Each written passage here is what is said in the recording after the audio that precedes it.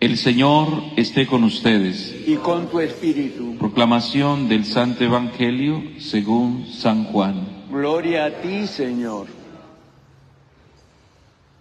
En aquel tiempo, dijo Jesús a sus discípulos: Como el Padre me ha amado, así los he amado yo.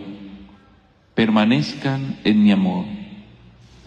Si guardan mis mandamientos, permanecerán en mi amor, lo mismo que yo he guardado los mandamientos de mi Padre y permanezco en su amor. Les he hablado de esto para que mi alegría esté en ustedes y su alegría llegue a plenitud. Palabra del Señor. Gloria a ti, Señor Jesús.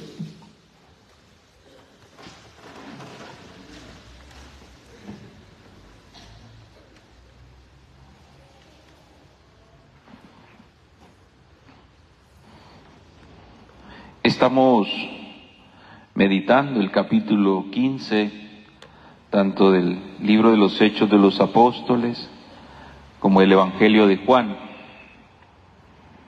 Y ayer mirábamos, o se nos narraba en el libro de los Hechos de los Apóstoles, el altercado que se había dado entre Pablo y Bernabé por el tema de la circuncisión, una prescripción de la ley judía que se quería imponer en los gentiles, a los gentiles. Recuerden ustedes que el pueblo gentil son no judíos, los que viven lo que hoy es Grecia, el Asia Menor, y ellos están evangelizando en esa parte de la región y desconocen este tipo de ley. Eso les hace a ellos ir a Jerusalén y pues según la tradición de la Iglesia es el primer concilio de la Iglesia. Un concilio es un lugar, es un espacio eclesial para discutir temas y llegar a un consenso.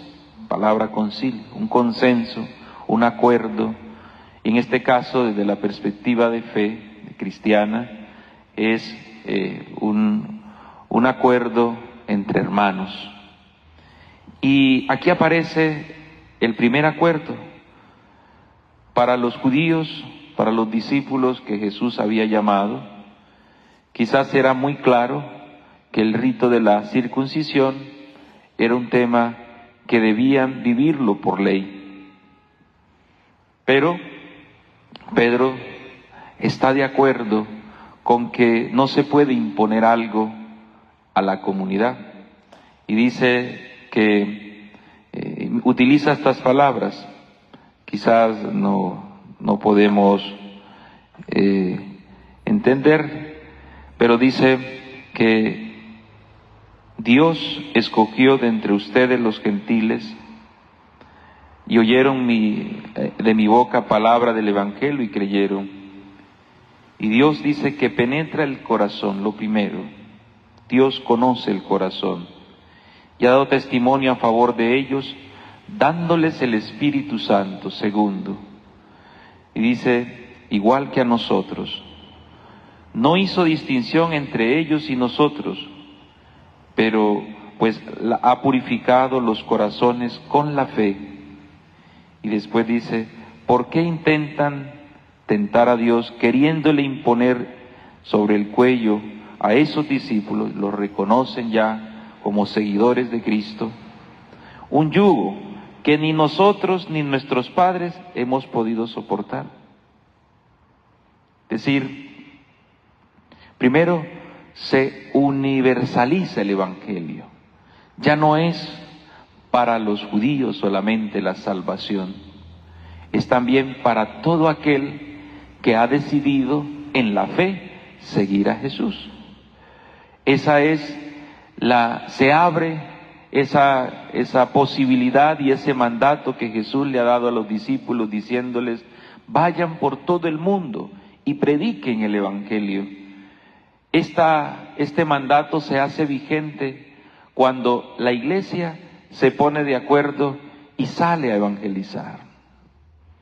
Nuestra tarea como hijos de Dios, como seguidores de Jesús, primero es reconocer que Dios es el que por el Evangelio nos llama a formar parte de esta familia, nos llama a construir en esta familia una comunidad de hermanos,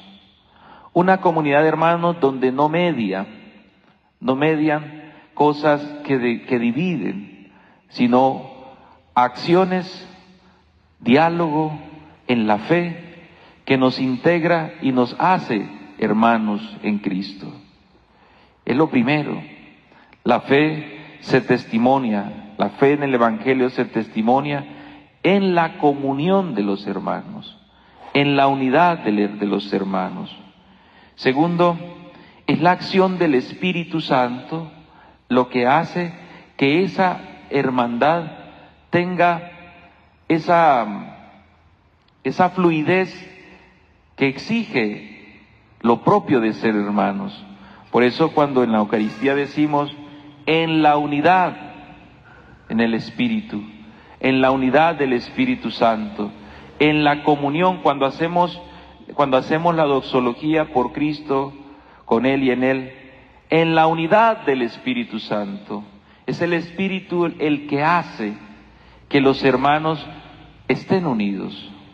Y por eso el segundo signo de esa fraternidad es que el Espíritu Santo se derrama en los corazones. Dios que penetra, dice el apóstol Pedro, nuestros corazones, Dios que penetra nuestros corazones con la fe, es decir, y esa fe que llega a nuestros corazones gracias a la acción del Espíritu. Y nos venimos preparando también en esa sintonía de la Iglesia, de recibir el Espíritu Santo para mantenernos unidos en la fe, unidos en el seguimiento a Cristo, unidos en la comunión de la Iglesia. ¿Para qué? Para poder testimoniar a los demás la acción del Espíritu, la acción de Cristo que nos hace ser discípulos de Él. Cuando ponemos nuestra mirada en Cristo, cuando somos capaces de ir detrás de los pasos de Cristo, nos vamos sintiendo hermanos, vamos viviendo la comunión como hermanos, aunque eso no exige que todos piensen igual, eso no exige que todos hablen igual, eso no exige que todos nos vistamos igual, no, la comunión de los hermanos es vivir en la riqueza de la diversidad que tiene la Iglesia en los dones, en los carismas que cada uno posee. Por eso en el capítulo 13, capítulo 14 de la primera carta a los Corintios nos hablará de esa diversidad de carismas, de esa diversidad de dones. Desde el capítulo 12 Pablo viene hablando de la Iglesia como un cuerpo que nos hace hermanos, como un cuerpo que nos une como hermanos. Y por último, entender también en este discurso de despedida de Jesús dos mandatos. El primero es la permanencia en el amor. Dice, como el Padre me ha amado, así los he amado yo, permanezcan en mi amor.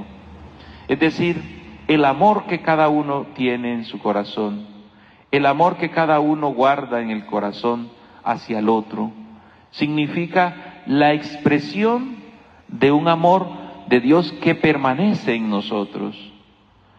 Cuando a usted le preguntan cómo ama Dios, usted debería responder, véame a mí. ¿Por qué?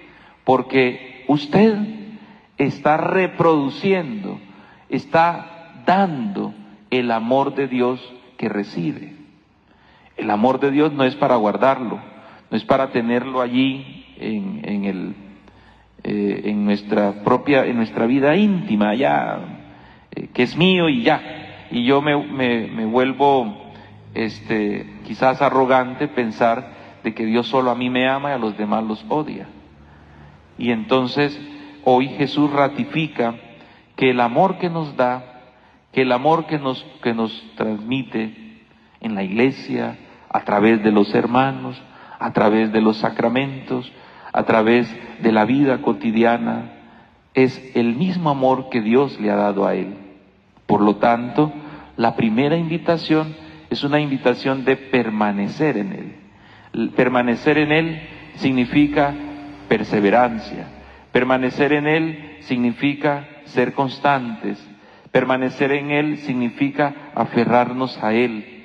Permanecer en él significa poner la mirada en el Señor. Permanecer en él significa estar en una permanente renovación de la vida en Cristo. Es decir, dejarnos renovar por él. Y volver que nuestra vida se vuelva nueva todos los días. Cada vez que nos encontramos con Jesús en la Eucaristía, cada vez que nos encontramos con su palabra, nos renueva permanentemente. Y eso es gracias a la acción también del Espíritu. El Espíritu que lo renueva todo, dice la palabra. Y el segundo mandato es, dice, les he hablado de todo esto para que mi alegría esté con ustedes y su alegría llegue a plenitud. La alegría en el Señor es la certeza de que Dios nos ama. La alegría en el Señor es la convicción de fe que tengo de que de Dios lo que fluye es el amor. En este caso, rescatando la espiritualidad de esta parroquia, de este santuario, es lo que fluye en la misericordia de Dios. Que cuando nos acercamos con nuestro pecado, Él nos atiende con amor. Y ese amor es lo que se llama, mezclado con nuestro error, es misericordia, miseria, corazón. Y nuestra realidad de vida, nuestra realidad como hermanos, nuestra realidad humana, cuando nos presentamos a Dios, es transformada por ese amor. Y esa transformación del amor se expresa en la alegría que tenemos para vivir nuestra fe, para vivir en Cristo. La alegría de sentirnos hermanos, la alegría de venir aquí y reunirme con el hermano con quien también yo comulgo, pero también con quien yo sigo a Cristo. Eso es causa de alegría. Es saber que todos somos hermanos, aunque somos de diferentes culturas, aunque hemos nacido de diferentes familias, aunque tenemos una manera de pensar distinta, somos hermanos. Y esa es la alegría plena en Cristo, que la iglesia se reúne en comunión, que la iglesia se reúne en medio de sus diferencias, se reúne siendo hermanos, siendo hermana del otro. Y eso solamente es lo que hace visible el amor de Dios en nosotros. Cuando uno está en un parque, ¿verdad?, y de repente encuentra una rueda de personas, un círculo de personas, y ve que se ríen o que aplauden o que están haciendo algo que capta la atención, uno se acerca para mirar qué hay allí, qué están dando allí, qué ofrecen en ese lugar. Pues así debe ser en la iglesia cuando nos ven reunidos, cuando nos ven unidos, haciendo una sola comunión. ¿Qué hay allí? Lo que hay allí es el amor de unos hermanos que se unen en Cristo. Lo que hay allí son unos hermanos seguidores de Cristo, que viven la fraternidad, que viven la comunión, que viven la misericordia, que viven en el perdón, que viven en la unidad con los demás. Es decir, son hermanas distintas al mundo. En el mundo hay compañeros, en el mundo hay compañeros de camino, que te los encuentras circunstancialmente. Aquí el encuentro no es circunstancial, el encuentro es una convocación de Dios que me llama a la mesa porque soy hermano con aquel que está a mi lado, porque es mi prójimo, con quien comparto el pan, con quien comulgo ese pan que Él me ofrece, que es su cuerpo, que es su sangre, y de esa manera me compromete con el otro, me compromete con mi hermana, me compromete con mi hermano, me hace vivir unido, que no estoy solo, que no camino solo en el mundo, que no es una circunstancia la que me une al hermano, sino es una persona, Cristo. Por eso, poner la mirada en el Señor desde su amor que nos regala. No hay que mendigar amor, no hay que estarlo buscando en cosas que no son fruto del amor de Dios. Un amor que nos da la plena certeza de que yo soy amado por Él, de que yo soy amada por Él, y como seres amados por Él, podemos nosotros llenar nuestros corazones de alegría, aunque existan problemas, hermanos, aunque existan dificultades. Usted no puede perder su paz en Dios, usted no puede perder su paz por los problemas, por las adversidades. Sepa que por encima de los problemas, que por encima de las dificultades está el amor de Dios, el amor de Dios que lo trasciende todo, el amor de Dios que perdona tu pecado, el amor de Dios que cambia tu vida, el amor de Dios que te acepta como eres, el amor de Dios que no tiene discriminación, el amor de Dios que lo purifica todo. Y eso es causa de nuestra alegría. Amén.